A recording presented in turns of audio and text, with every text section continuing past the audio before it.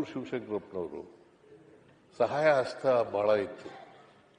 Covid ಸಂದರ್ಭದಲ್ಲಿ ನಮಗೆ oxygen ಸಿಗದೇ ಇದ್ದಾಗ ಸುಮಾರು 6 ಕೋಟಿ ರೂಪಾಯಿಗಳನ್ನು ಖರ್ಚು ಮಾಡಿ ಆಕ್ಸಿಜನ್ ಅನ್ನು ಉಚಿತವಾಗಿ ಹಂಚತಕ್ಕಂಥ ಕೆಲಸವನ್ನು ಮಾಡಿದರು.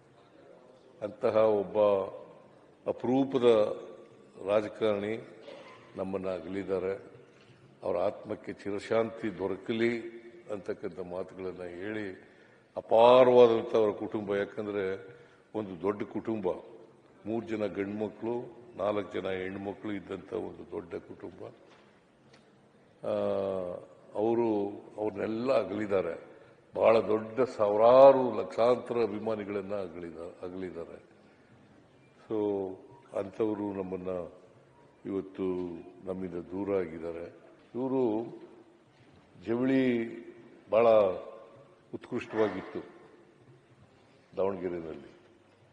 ಅದರ ಅವನತಿ ಪ್ರಾರಂಭ ಆಯಿತು. ಆಗ ಶಾಮನೂರು ಶಿವಶಂಕರಪ್ಪನವರು ದಾವಣಗೆರೆಗೆ ಒಂದು ಬ್ರ್ಯಾಂಡ್ ನೇಮನ್ನು ತಂದುಕೊಡ್ತಕ್ಕಂಥ ಕೆಲಸವನ್ನು ಮಾಡಿದ್ರು. ಸೊ ಅಂಥವರು ನಮ್ಮನ್ನು ಅಗಲಿದ್ದಾರೆ. ಬಹಳ ದೀರ್ಘಕಾಲ ನಮ್ಮ ಕಾಂಗ್ರೆಸ್ಸಿನ ಟ್ರೆಷರರ್ ಕೂಡ ಆಗಿದ್ದರು. ಬಹಳ ದೀರ್ಘಕಾಲ ಟ್ರೆಷರರ್ ಆಗಿದ್ದರು. ಆಮೇಲೆ ಎಲ್ಲರ ಜೊತೆ ಎಲ್ಲರೂ ಸ್ನೇಹ ಇಟ್ಕೊಂಡಿರ್ತಕ್ಕಂಥ ಕೆಲಸ ಮಾಡ್ತಾರೆ. ಎಲ್ಲರ ಜೊತೆ ಸ್ನೇಹ, ಯಾಕಂತಂದ್ರೆ ಯಾರು ಕೂಡ ಅವ್ರಿಗೆ ವೈರಿಗಳಿರಲಿಲ್ಲ. ಅಜಾತ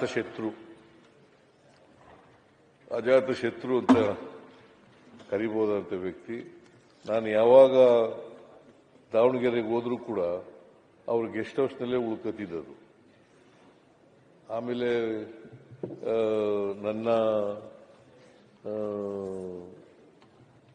ದಾವಣಗೆರೆ ಹೋದಾಗೆಲ್ಲ ಊಟಕ್ಕೆ ಬರಿ ಅಂತ ಕರೀತಿದ್ರು. ಯಾವಾಗ ಹೋದ್ರೂ ಕೂಡ ನಮ್ಮನೆಯಲ್ಲೇ ಊಟ ಮಾಡಬೇಕು ಅಂತ ಕರೀತಾ ಇದ್ರು. ಹಾಗಾಗಿ ಅಲ್ಲೇ ಊಟ ಮಾಡ್ತಿದ್ದೆ. ಜೊತೆಗೆ ನನಗೆ 75 ವರ್ಷ ಮುಗೀತಲ್ಲ, ಆಗ ಅವ್ರ ಜಾಗದಲ್ಲೇ ನಾನು ಫಂಕ್ಷನ್ ಮಾಡಿದ್ದು.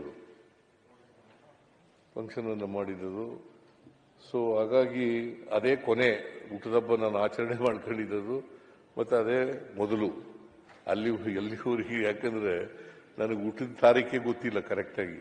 ಮೇಷ್ಟ್ರು ಬರ್ಕೊಂಡಿರೋದು 5ನೇ ತರಗತಿಗೆ ನೇರವಾಗಿ ನಾನು ಅಡ್ಮಿಷನ್ಸ್ ಆಗುವಾಗ ಮೇಷ್ಟ್ರು ರಾಜಪ್ಪ ಮೇಷ್ಟ್ರು ಬರ್ಕೊಂಡಂಥ ಡೇಟೇ ನನಗೆ ಊಟದ ತಾರೀಕು.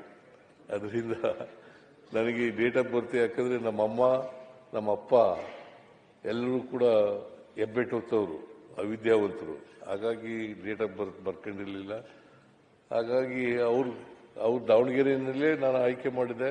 ಅವ್ರ ಜಾಗದಲ್ಲೇ 75ನೇ ವರ್ಷದ ಜನ್ಮದಿನವನ್ನು ಆಚರಣೆ ಮಾಡ್ಕೊಳ್ತಕ್ಕಂಥ ಕೆಲಸವನ್ನು ಮಾಡಿದ್ದೆ. ಸೊ ಒಂದೇನಪ್ಪ ಅಂತಂದ್ರೆ